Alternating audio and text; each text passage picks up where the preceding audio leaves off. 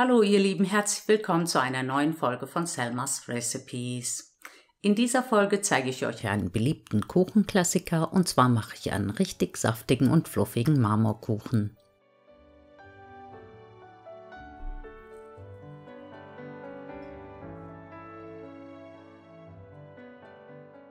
Für den Marmorkuchen verrühre ich zuerst 4 mittelgroße Eier, 200 Gramm Zucker,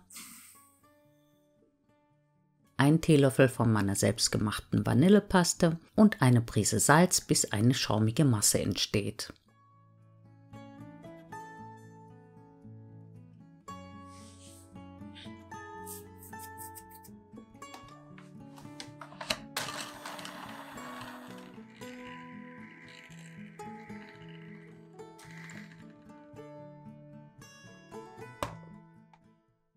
Dann gebe ich 240 Gramm zerlassene und vollständig abgekühlte Butter, ein paar Tropfen Bittermandelöl und etwas Zitronenabrieb hinzu.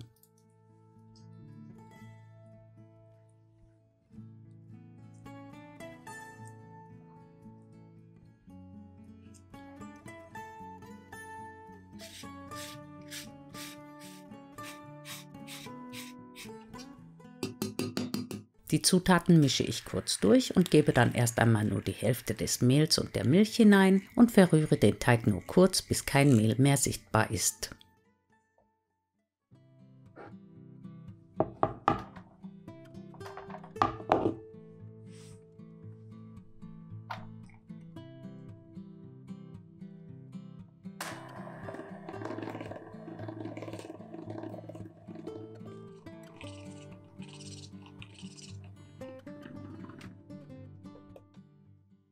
Zum Schluss rühre ich dann noch das restliche Mehl, ein Päckchen Backpulver und die restliche Milch in den Teig und dann ist der Grundteig auch schon fertig.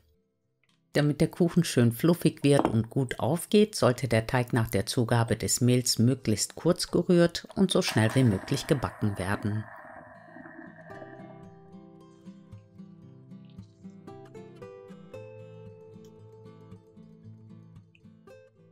Ich backe den Marmorkuchen in einer 22 cm Gugelhupfform, die ich mit kaltem Wasser ausgespült habe.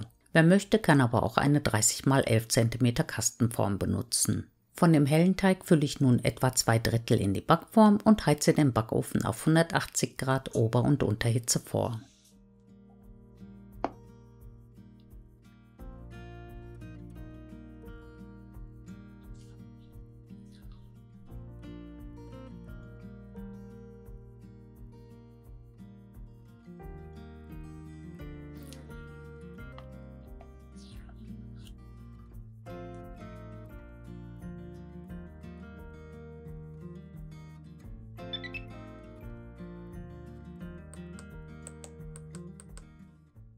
Für den dunklen Teig nehme ich 20 Gramm Backkakao und mische ihn zunächst mit 3 Esslöffel geschmacksneutralem Öl. Wer möchte, kann den Kakao natürlich auch wie allgemein üblich mit Milch verrühren. Da aber Backkakao meist stark entölt ist und dadurch dem Teig viel Feuchtigkeit entzieht, nehme ich hier Öl und füge falls nötig noch Milch hinzu.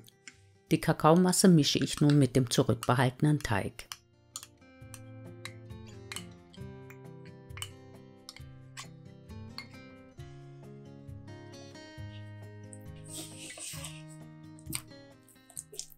Der dunkle Teig sollte jetzt in etwa die Konsistenz des hellen Teiges haben. Da er meiner Meinung nach noch etwas zu fest ist, rühre ich jetzt noch einen Esslöffel Milch unter.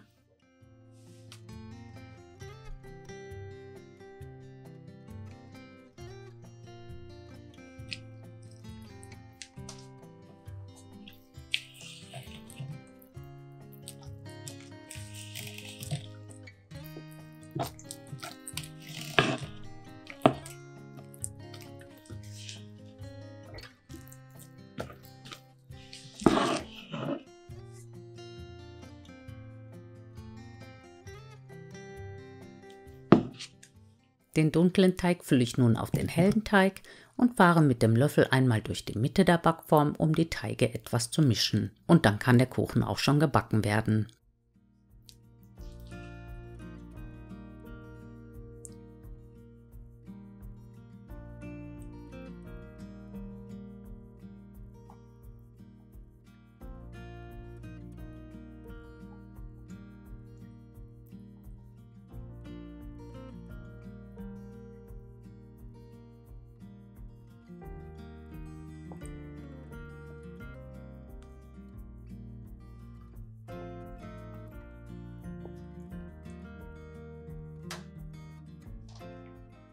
Ich habe den Marmorkuchen genau 50 Minuten gebacken.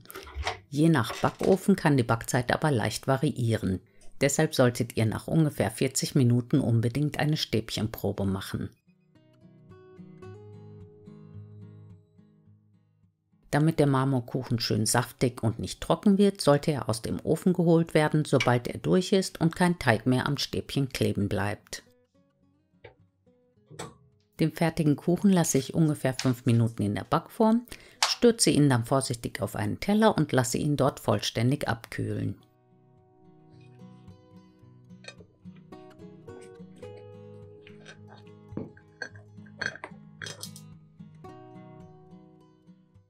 Nach dem Abkühlen könnt ihr den Marmorkuchen je nach Geschmack mit einer Schokoladenglasur überziehen oder wie hier ganz klassisch nur mit Puderzucker bestreuen.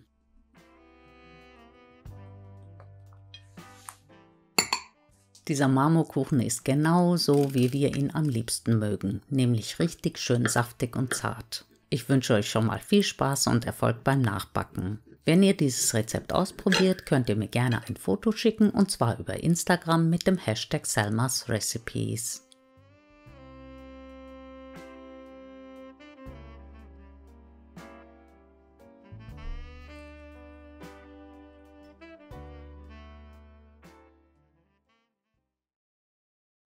Ich hoffe, mein Video hat euch gefallen. Wenn ihr noch mehr leckere Rezepte von mir sehen wollt, dann schaut doch einfach mal hier in die Playlist. Vielen Dank fürs Zuschauen und bis zum nächsten Mal. Tschüss!